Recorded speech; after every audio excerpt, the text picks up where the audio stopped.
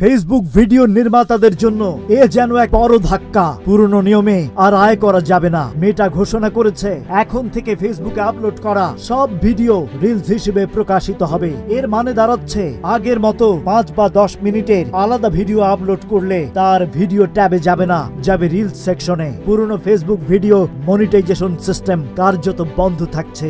যারা দীর্ঘ ভিডিও বানিয়ে সরাসরি অর্থ আয় করতেন তাদের জন্য এটি এক বিশাল পরিবর্তন। তবে রিলসের দৈর্ঘ্য এখন বাড়ানো হয়েছে। আগে যেখানে 60 থেকে 90 সেকেন্ড ছিল সীমা, এখন আপনি চাইলে 10 মিনিট পর্যন্ত রিলস আপলোড করতে পারবেন। এছাড়াও নতুন এডিটিং টুলস এসেছে, video cutting, filter, text, music সবই একসাথে। তবে মাথায় রাখতে হবে, রিলস থেকে আয় করতে হলে ফেসবুকের রিলস প্লে বোনাস বা অ্যাডস অন রিলস প্রোগ্রামে যোগ্যতা থাকতে হবে। অতএব যারা পেশাদার কন্টেন্ট নির্মাতা তাদের এখন থেকে কৌশল বদলাতে হবে। রিলস বানিয়ে মনিটাইজেশন নিয়মে খাপ খাওয়াতে না পারলে আয় বন্ধ হয়ে যেতে পারে। মেটা বলছে এটি এক নতুন সুযোগ, একই সাথে সাধারণ ইউজার আর প্রফেশনাল নির্মাতাদের জন্য একীভূত ভিডিও অভিজ্ঞতা। Rajib Raihan, news flash 71।